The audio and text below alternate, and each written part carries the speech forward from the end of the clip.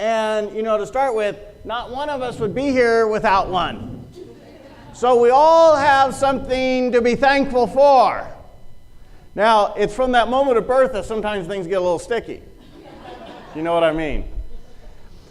And as I get up here and share, and you get to view me and listen to me and what I have to share and preach this morning, on Mother's Day, on these special times when I've had the opportunity to deliver a sermon on such great occasions as a Mother's Day, I always reminisce about the truth that my mother never had an opportunity to ever hear me preach once.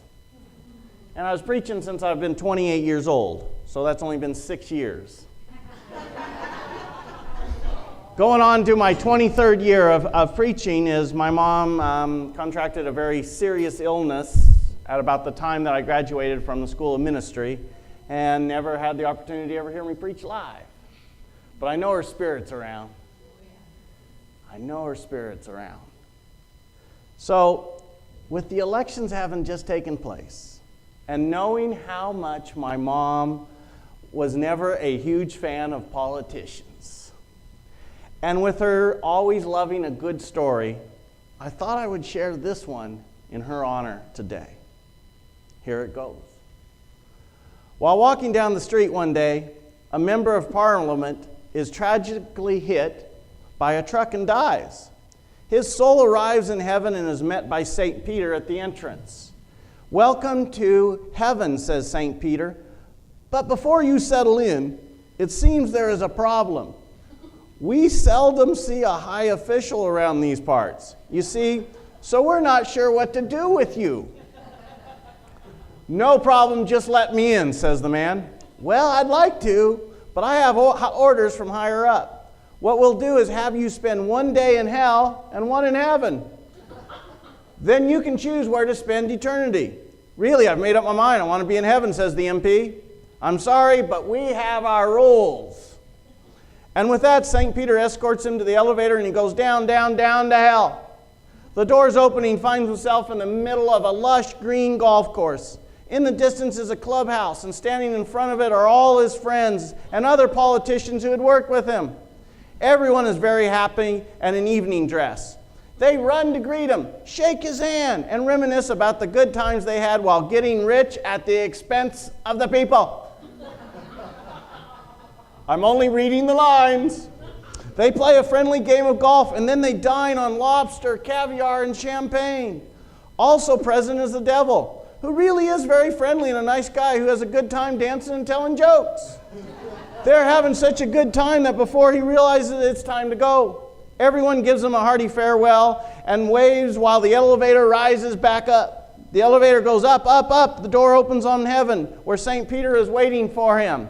Now it's time to visit heaven. So 24 hours pass, with the MP joining a group of contented souls, moving from cloud to cloud, playing the harp and singing. They have a good time, and before he realizes it, the 24 hours have gone by and St. Peter returns. "Well then, you spent a day in hell and another in heaven. Now choose your eternity." The MP reflects for a minute. Then he answers, "Well, I would have never said it before. I mean, heaven has been delightful, but I think I'd be better off in hell." So St. Peter escorts him to the elevator and he goes down, down, down to hell. Now the doors of the elevator open and he's in the middle of a barren land covered with waste and garbage. He sees all his friends dressed in rags, picking up the trash and putting it in black bags as more trash falls from above. The devil comes over to him and puts his arm around his shoulder. "I don't understand," stammers the MP. "Yesterday I was here and there was a golf course and clubhouse and we ate lobster and caviar, drank champagne and danced and had a great time. Now there's just a waste full of garbage and my friends look miserable. What happened?" The devil looks at him, smiles and says, "Yesterday we were campaigning. Today you voted." Isn't that so true? Have you ever noticed how they just promise us the world, and then once they get in, you never hear anything about that world you're promised, other than whatever it is that comes from their decision-making process. So, As I like to share, my mom loved a good story and loved to be tickled. She always called it, I was tickled pink. You ever remember that story or that statement? But there was a couple of things, though, on the more important spiritual side that my mom modeled and demonstrated to me, and they were very important spiritual principles. And she demonstrated and modeled and exemplified these principles over and over. And I've often wished and prayed and strived that one day I could be just half as good at them as my mom was. And those two principles that she demonstrated so powerfully, so clearly, without any ego, were as two of the most important principles that help describe and define the feminine energy, the feminine spirit. And those two principles were empathy and nurturing. And these are perhaps two of the most important qualities a person possesses. My mom had a great ability to listen. To really listen, which means she had the ability to be empathetic. Empathy is one of the primary spiritual, intellectual, and practical principles. It may very well be the least understood and the most ineffectively practiced. I suggest that if we could be empathetic, we could be different people. Our relationship with spirit, with universal intelligence, with love, beauty, with God, with ourselves, and with other people would dramatically improve. According to the Canadian, I thought I'd throw that one in, the Canadian Oxford Dictionary, empathy is the power of identifying oneself mentally and so fully comprehending a person or an object of contemplation.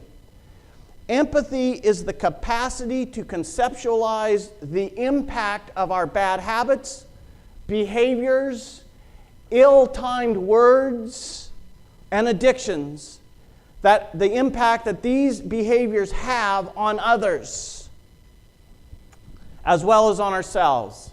Empathy provides the ability to feel appropriate and genuine sorrow, and have regret without thinking of ourselves as irredeemably bad. Empathy gives us the necessary mental and emotional climate to guide our behavior in a moral and self-enhancing manner, without being harsh and mean-spirited to ourselves or to other people. Simply put, empathy is feeling oneself in another or in another's experience. But it is not about losing ourselves in another's experience. And the way that my mom demonstrated empathy over and over to me is in her relationship with her daughter-in-law, my brother's wife. I have two siblings, a brother and a sister. And my brother's wife, unbeknownst to us, was a closet alcoholic for years. And she would also go on drug binges, where she would literally just disappear out of my brother and out of her 4 kids' life for a couple of months at a time. And we'd never know where she was. And of course, if you've ever had that type of situation in your family, you can imagine the worry, the concern, the havoc, the fear, and the pain that comes up when something like that is taking place on somewhat of a regular basis, but you never know when that basis is going to show up. And so what would happen is my mom was always the one that my sister-in-law would call out of nowhere. Just the phone would ring, and there would be my sister-in-law, whose name was Cheryl. And she'd say, Mom, she always called my mom, as her mother-in-law, Mom, can you come get me? And my mom would go, and she would nurture and care for her and do all that she could and help her integrate back into my brother's life, which wasn't easy, believe me, and back into the children's life. And she would do everything that she could in her power to listen to her through empathetic ears, doing her best to attempt to define or to hear or to identify the pain and the hurt that she was coming from without passing judgment on it. That's what it means to be empathetic, is to listen to someone without attaching your own beliefs, your own values, or your own judgments and perceptions about how they should do it differently. Because don't we all like that? Isn't that the kind of empathetic ear most of us have turned to? Is we share with something, and when they give us the feedback, it's not what we really want to hear. It's what they think we want to hear. And my mom was great at not providing that type of feedback, but of being a listening presence that created a safe space for my sister-in-law to do her best to share. And that went on for years, literally for years. It was over 18 years that my brother was married to my sister-in-law until they finally separated for good.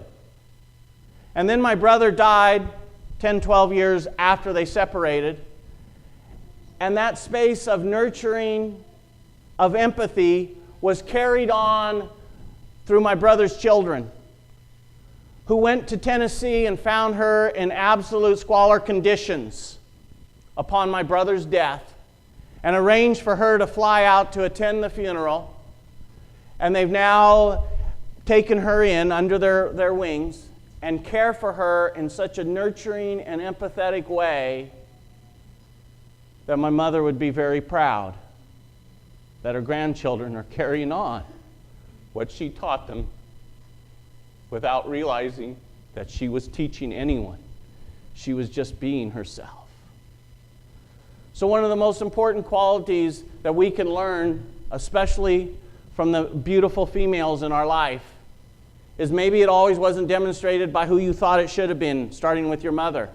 But I'd be willing to bet that you have come across in your travels, in your life, in your days here on earth, across people that have been very empathetic and able to listen to you and hear you unconditionally, without the need or the desire to want to change you, shift you around, or make you different, but to simply allow you to be heard.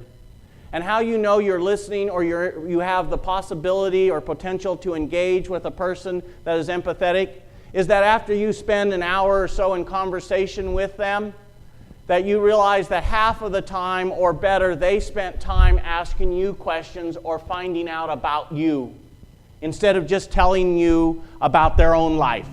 Have you had those conversations with people where you sit there with an hour or 2 hours goes by and you haven't learned, and they haven't asked anything about your life? All they've done is just shared and told you about everything that's going on in your life, and every time you go to share anything about your life, they interrupt, don't let you finish the whole sentence, and they're interjecting their own personal stories again, which only leads to another personal story, which only leads to another personal story, which only leads to another personal story. And no matter how many personal stories you hear, they never come back to you. Have you had that experience? That is perhaps a person that you might not find a great ability to have empathy. Now, I could be wrong, but it's a good measuring stick. So what's the other important quality that is so prevalent? Is the second principle is that of nurturing. And when I think of a mother, I think of a nurturing presence. From one of my more favorite and preferred authors and teachers, Virginia Satir says, feelings of worth can flourish only in an atmosphere where individual differences are appreciated, mistakes are tolerated, communication is open, and rules are flexible. This kind of atmosphere that is found, this is the kind of atmosphere that is found in a nurturing family. A spiritual journey is usually considered to be a movement toward community and spirit, but an essential loop of our route must pass through the realm of self. We have to find out who we are before we can make commitments to others. We have to care for our own souls in order to have the energy and strength to care for our families, our neighbors, and the earth. And I want you to understand, all of you that are giving out your nurturing, empathetic, compassionate energy to others on a regular basis, you cannot continue that stream of energy without making sure that you are taking time to nurture of yourself. And the fact becomes then, if we continue to give our nurturing energy outward, we then become very depleted in our ability to nurture ourselves. And when we're depleted in our ability to nurture ourselves, we cannot then nurture those around us. There are many ways to practice nurturing. and everyone will find his or her own best ways to receive and give the nourishment. The spiritual traditions emphasize two ways in particular. The first is to study. Be a lifelong learner. And this is one of the most important qualities that my mother demonstrated to me, is one, through always reading. I cannot remember my mom going a day without reading something. And the amount of books that she read was unbelievable. She would read and read and read, and not just one subject. She explored all subjects, not limited to a certain thing that she enjoyed, but she always was stretching her mind through reading. Be a lifelong learner. Read and contemplate sacred texts and other sources of inspiration that take you deeper into yourself and out into the wider world. My mom constantly read and studied all aspects of teachings and traditions of countless sacred religions. And second, and it was kind of emphasized here by Emily, is keep the Sabbath. Now that seems like some religious holy day that I'm trying to preach to you about, which I kind of am. But to keep a day that is set aside for your spiritual activities and purposes. When is that? We hope it's kind of Sunday. Kinda. But in today's world, it takes so little to give this day up, does it not? This day of the Sabbath is getting squeezed out of our lives with all the busyness that we become immersed in. Before long, there's no room for our spiritual activities, for our spiritual practices, for spirit, for God, for prayer, for meditation. How many of us have had, if we looked at all the reasons that we haven't gone to church in our lifetime? The day was nice. It was raining. It was Easter. It's Christmas. I got invited to lunch. I didn't get invited to lunch. I was tired. I wasn't tired. All the reasons that we look not to have a day in our life that is committed to the Sabbath. Now, does that mean that I expect you here every Sunday? Yeah, no. But what's been reported over and over is the number one place that we find ourselves feeling in the best environment, in the best nurturing space, is in nature. Where we feel most akin to that spiritual presence, where we feel nurtured. And we had a tremendous 5-day experience last week, and we had 20 people or 19 people at the program, 14 participants and 5 staff, delving into what our life's purpose is. And it was one of the most powerful experiences that I've had, and I've led 226 Free the Hearts and 23 Empowering the Authentic Selves, and this is one of the better programs I've ever been a part of. And so when someone of my nature, stature, that tells you this is how many hours and programs that I've been a part of, and I tell you one was really good, that means it was really good. And what I know is that I came out with my own self with a lot of healing, a lot of releasing and cleansing got to take place in my own self, which isn't always true for me when I'm leading a program.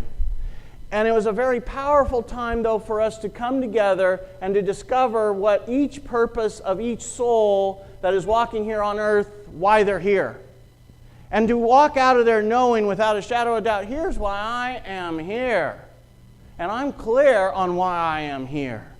And when I witness that, that's a transforming life experience.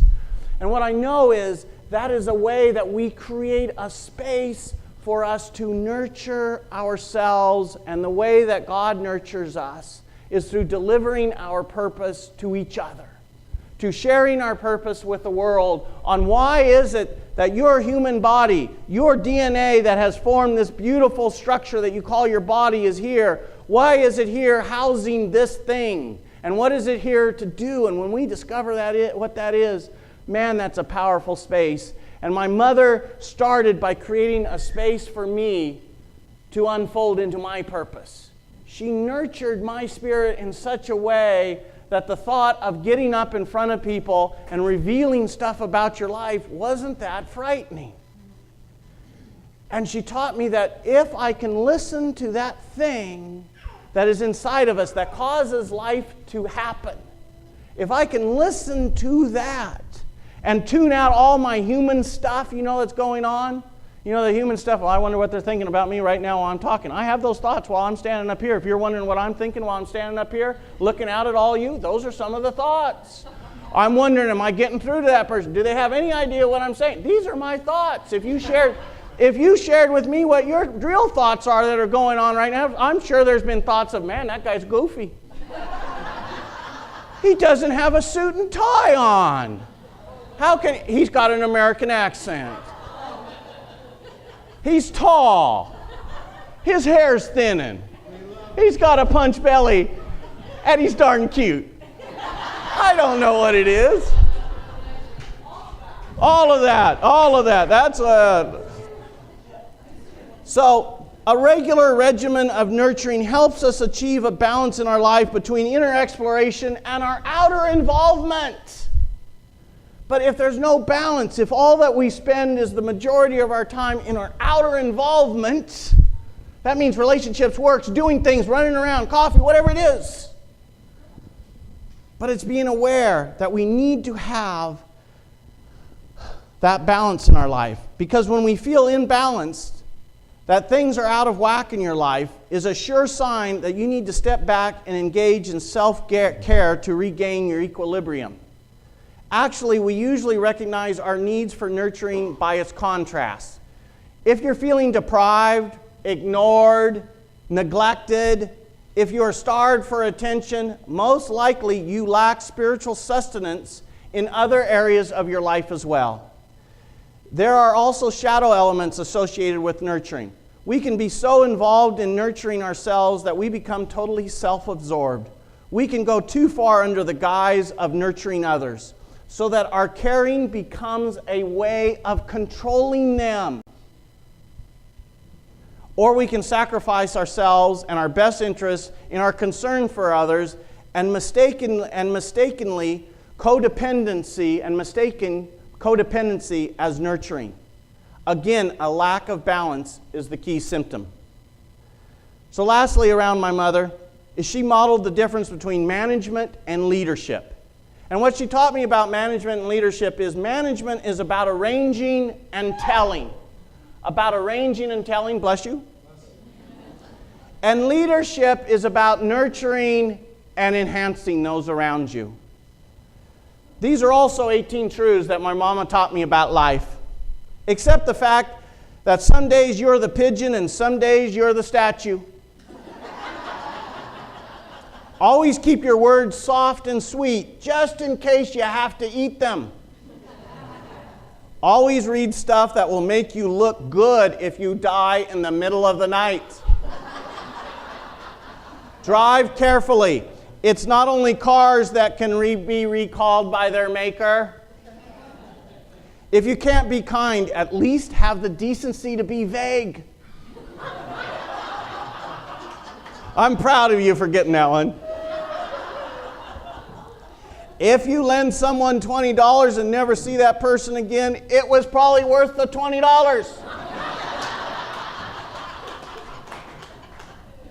I got a couple of you I'm going to give 20 to after the service. No. It may be that sole purpose in life is simply to serve as a warning to others. Never buy a car you can't push. Never put both feet in your mouth at the same time, because then you won't have a leg to stand on. Nobody cares if you can't dance well. Just get up and dance. Since it's the early worm that gets eaten by the bird, sleep late. The second mouse always gets the cheese. When everything's coming your way, you're in the wrong lane. Birthdays are good for you. The more you have, the longer you live. You may be only one person in the world, but you may also be the world to one person. Some mistakes are too much fun to make only once.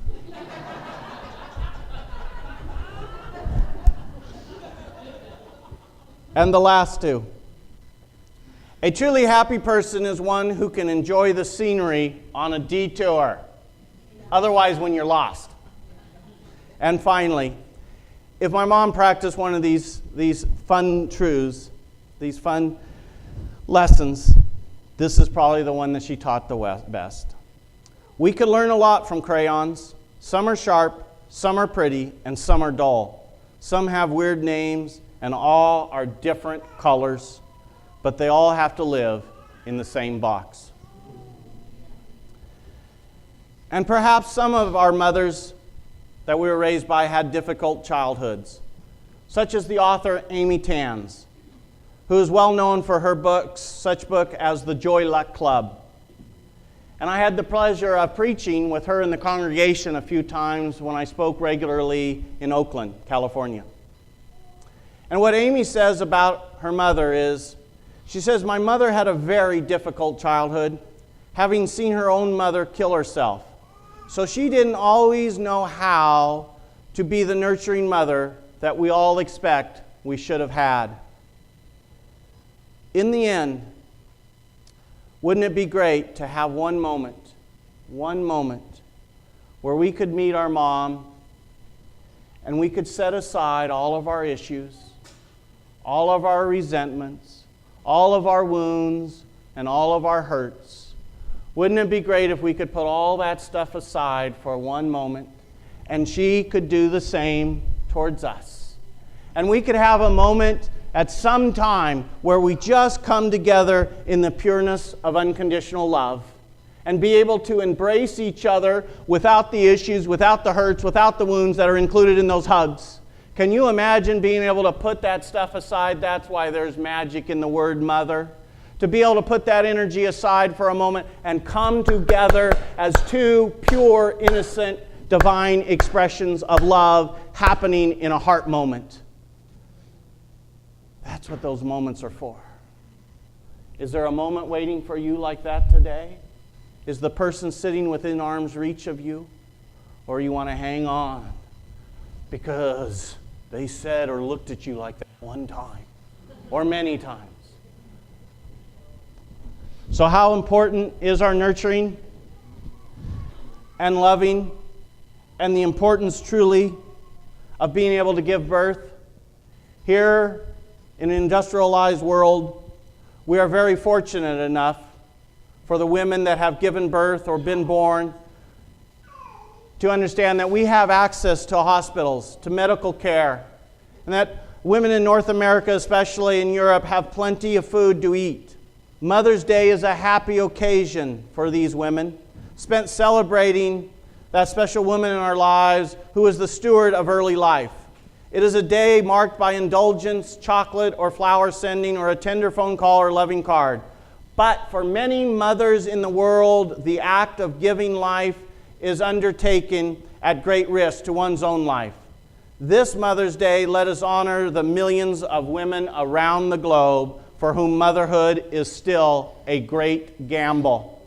According to research, the medical journal, The Lancet, more than 50% of all maternal deaths in 2008 took place in only 6 countries. They are India, Nigeria, Pakistan, Afghanistan, Democratic Republic of Congo, and Ethiopia. Many North American volunteers have witnessed firsthand the extraordinary obstacles, the courage and strength of mothers who are struggling every day to provide a safe and healthy future for themselves and their families, even in the face of tremendous obstacles. We cannot let another Mother's Day pass with one woman dying, and listen to this, every minute of every hour of every day of every week of every month of every year around the world. 1 minute every day of every minute a woman dies from childbirth. Every woman deserves an equal chance at safe childbirth. Every child should enjoy the same opportunities to learn and grow. We as a global community can bring the world closer to the day when Mother's Day brings the same cause for celebration the world over.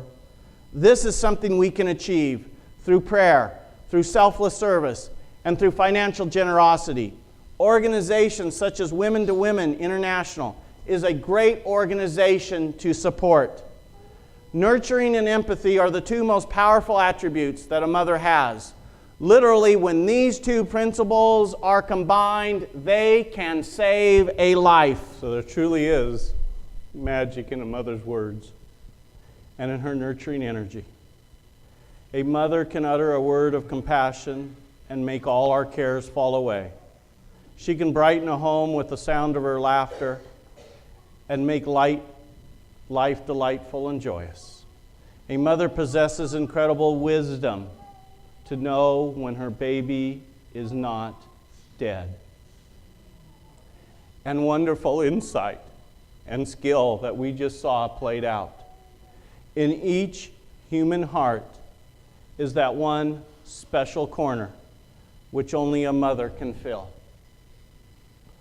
For all the nurturing energy that has ever been expressed by the beautiful women in our center,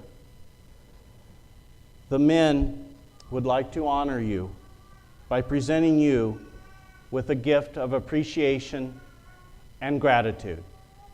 My beloved child, job well done, my precious one. Race well run, you gave the love you came to give. Beloved, life well lived.